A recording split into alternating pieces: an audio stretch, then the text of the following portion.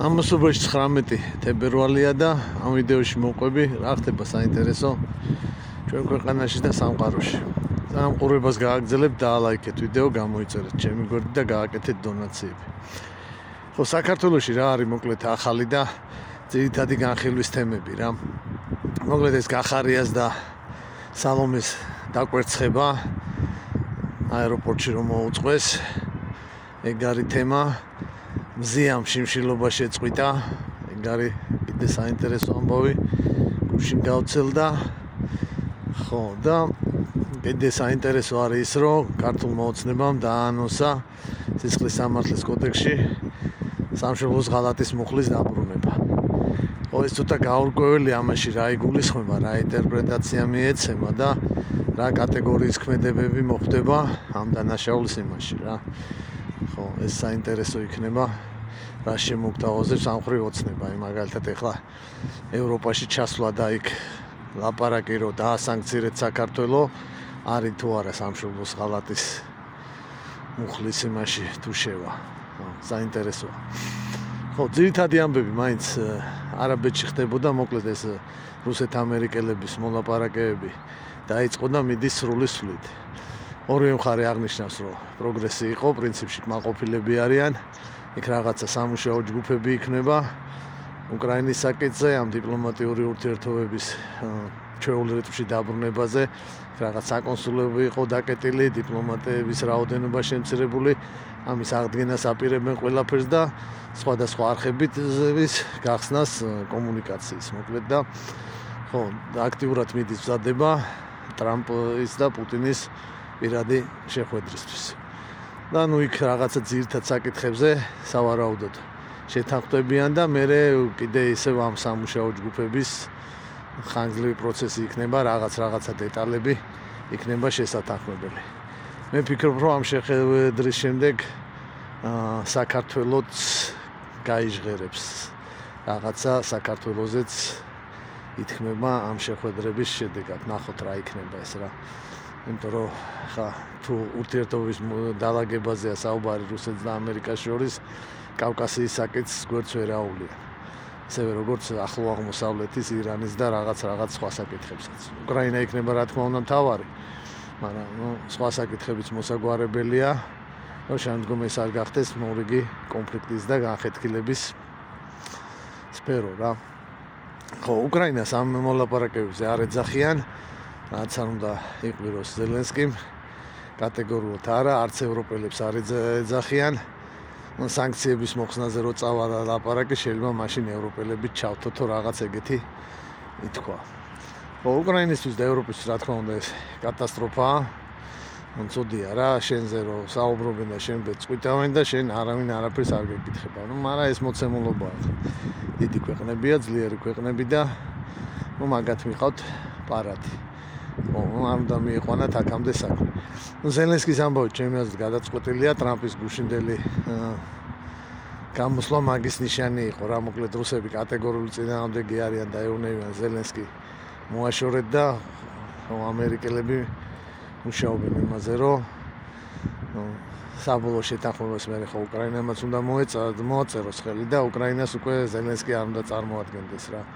ახალი არჩევნების შედეგად არჩეული ახალი პრეზიდენტი დაეთანხმება ამ ყველაფერს თუ დაეთანხმა. თუმცა რა ვიცი, ხა ზელენსკი იძახის არანაირ მოლაპარაკების შედეგებს არ მივიღებო. ევროპაც აქეზებს, მიდი ჩვენ აქეთ ვართო და 1000 რაღაც სხვათა შორის სისულელეები და ფეიქები ცელდება ამასთან დაკავშირებით და რამოდენიმე კაცმა კომენტარში დაწერა, ხა ესეთ რაღაცების დაჯერება რომ უნდა ადამიანს იოლად იჯერებს. რაღაც 700 მილიარდს მიცემს თურმე გერმანია იმას რა ქვია უკრაინას. 3 წლის განმავლობაში 350 მილიარდი იყო ერთიანი დახმარება ევროპის და ამერიკის და ხა 700 მილიარდს გერმანია როგორ მიცემს. ხო, ერთ გერმანიის ბიუჯეტი, ფედერალური ბიუჯეტი 450 მილიონი ევროა სულ. აქ ადგილობრივი ბიუჯეტებია რაღაცები, მაგრამ იმას მთავრობა არ გაკარგავს. ადგილობრივი მთავრობის კომპეტენცია და 450, 500 მილიონი დოლარი და 700 მილიონს როგორ მიცემს. ეს საერთოდ აბსურდი სფეროა რა. ხო, შეიძლება რაღაცა მასშტაბებით დახმარება გაზარდონ, მაგრამ 700 მილიარდზე თან ახლოსაც ვერ მიმენ. შეიძლება წლების განმავლობაში ჯამში გამოვიდეს მაგდენიტო. 1 წლის განმავლობაში ერთჯერადად ეგ არის შეუძლებელი. საფრანგეთის სამხედრო ბიუჯეტი არის 50 მილიარდი ევრო. ერთ-ერთი უდიდესი ქვეყანა ევროპის. და ესეთი რაღაცებია. მოკლედ, თლაც არუსეთოდაც არ იქნება ჩემი აზრით ყველაფერი, იმიტომ რომ ეგეთი ძლიერი პოზიციების არ აქვს რუსეთს რომ ყველაფერი ჩემ ჭკუაზე მოითხოვოს და ეს განპირობებულია ფრონტზე არსებული სიტუაციით. ამ მომენტისთვის ძირითადი სტრატეგიული ამოცანების გადაწყვეტა რუსებმა მაინც ვერ მოახერხეს რა ბრძოლის ველზე.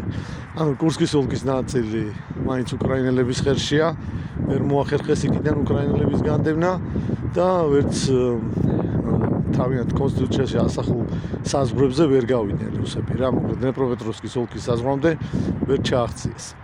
და ეს ასუსტებს რა მათ პოზიციებს. ახლა აი ანალოგია რო გავაკეთოთ. თეირანის კონფერენცია რო იყო 53 წელს, ხო? თეირანის კონფერენცია წინ უძღოდა ის, რომ საბჭოთა კავშირმა კურსკის ბრძოლაში გადატეხა გერმანელები. იგივე იალტის კონფერენციის წინ ოპერაცია ბაგრატიონი იყო და უკვე საბჭოთა არმია მესამე რეიხის საზღვრებში იყო შესული და ეს განაპირობებდა იმას, რომ სტალინს ძლიერი პოზიციები ჰქონდა რა მოლაპარაკების მაგიდაზე და ესეთი პოზიციები რუსებს ჩემი აზრით ამ მომენტისათვის არ აქვს და ამიტომაც ჩქარობს ჩემი აზრით ტრამპი რა. კიდე ერთი 3 თვის მერე რომ მომხდარიყო ეს მოლაპარაკებები დინამიკა ისეთია რომ ხო რუსებს გაცილებით უკეთესი მდგომარეობა ექნებოდათ ეს კურსკიდანაც გამოდენილი ეყოლებოდათ უკრაინელები და კიდე უფრო ხისტი და იქნებოდა მათი მოთხოვნები და მე რას იზავ ხა ფრონტის განაპირობებს ხელშეკრულების სიმძიმეს რა, ამდენად უფრო ძიმე იქნება უკრაინისთვის. ამიტომ კარგია რომ ეს ფორსირებული ტემპით მიდის და უმკლად ყველაფერს პუტინი ვერ წაიღებს რა.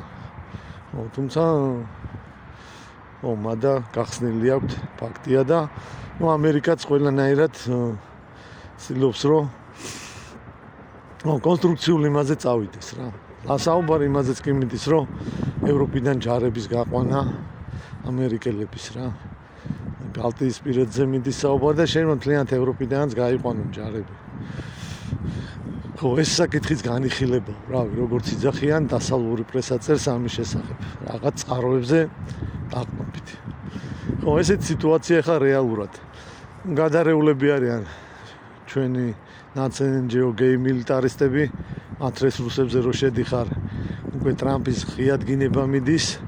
რაღაც მომენტში ჰქონდათ იმედი, რომ ეს უილსონი და ვიღაცები რაღაც ისულებს რო უყვებოდნენ, რომ ტრამპი ჩვენ მხარეს დაიჭერს და რაღაცა და აღმოჩნდა რომ ტრამპი არის პირველი პრორუსი და პრინციპში კოც ნარატივებს საშხერებს რა. ხო და ავში პანიკაში და იმაში არიან და რაღაც 4 წელი უნდა გაუძლოთ და ხა იმით იმედებენ თავს და იტყუებენ რომ 4 წლის მერე ტრამპი აღარ იქნება და რა ვიცი ვინ დაბრუნდება კამილა ჰარისი არა მგონია ამერიკაში კონსერვატორ გადაწყვეტა მოხდა და რესპუბლიკელები იქნებიან კიდე კარგა ხანი. რა ვიცი ჯეი-დი ვენსი იქნება თუ მარკ რუბიო თუ ვინც იქნება ტრამპის მერე პრეზიდენტიც რესპუბლიკელი იქნება და ეს ხაზი გაგრძელდება.